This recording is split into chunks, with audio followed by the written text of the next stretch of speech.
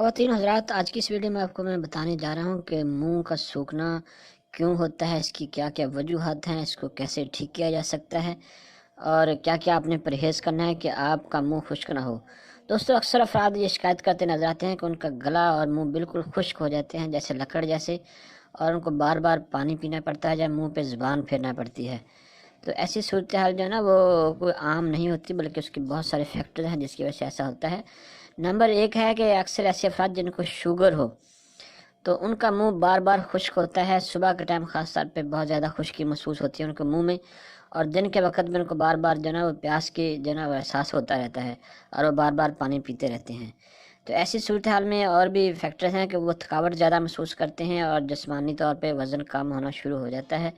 تو ایسے افراد کو فوری طور پہ اپنے ٹیسٹ کروا کے اور شوگر وغیرہ چیک کروا لینی چاہیے۔ نمبر دو، لیکن عام لوگوں کو اگر ویسے تو یہ بوڑھے لوگوں کی بیماری ہے، 50 سال کے بعد ہی یہ مسئلہ شروع ہوتا ہے منہ کی خشکی کا، لیکن اگر آپ کی عمر 30-35 سال ہے اور آپ کا منہ خشک ہونا شروع ہو گیا ہے تو اس کی ایک وجہ یہ بھی ہو سکتی ہے کہ آپ چائے کا استعمال ضرورت سے زیادہ کرتے ہوں، بار بار چائے استعمال کرتے ہیں، جب پان تمباکو کا استعمال زیادہ کرتے ہوں تو اس کی وجہ سے بھی آپ کا منہ جو ہے نا وہ خشک ہونا شروع ہو جاتا ہے، اور آپ کے جگر میں ہیٹ اپ ہونے کی وجہ سے آپ کو بار بار جو ہے نا وہ پانی پینے کی جو ہے نا وہ ضرورت محسوس ہوتی ہے۔ تو دوستو، فوری طور پہ پہلے آپ اپنا ٹیسٹ کروائیں اور چیک کریں کہ کیا فیکٹرز ہیں۔ اور منہ کی خشکی کا حل آپ کو میں بتاتا چلوں کہ ایک تو اگر آپ کا منہ بغیر شوگر کے خشک ہو رہا ہے نا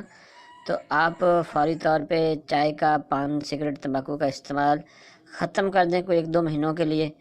اور آپ چھوٹی الائچی کا استعمال کریں، لیموں کا استعمال کریں، ٹھیک ہے۔ یہ چکوترے کا جو ہے نا وہ شربت روزانہ پینا شروع کر دیں تاکہ آپ کے اندر جو جگر میں گرمی ہو چکی ہے وہ ختم ہو جائے اور آپ کا منہ خشک ہونا جو ہے نا وہ بند ہو جائے۔ اپنی خوراک میں فوری طور پہ تبدیلی لائیں اور کم از کم 8 گلاس روزانہ پانی پینا شروع کر دیں۔ متوازن غذا کھائیں اور صبح جو ہے نا وہ ورزش کیا کریں، اور گھاس پہ جو ہے نا ننگے پاؤں چلنا بھی آپ کے لیے بہت فائدہ مند ہے۔ تو اگر شوگر وغیرہ کی شکایت ہے تو اس کا ٹیسٹ کروانے کے بعد آپ اس کی پراپر میڈیسن لیں، میٹھے وغیرہ سے مکمل طور پر پرہیز کریں، تو آپ کے منہ خشک ہونے کی جو شکایت ہے نا وہ ختم ہو جائے گی۔ تو دوستو، اگر یہ ویڈیو آپ کو اچھی لگے تو ہمارے چینل کو سبسکرائب کیجیے۔ اللہ حافظ۔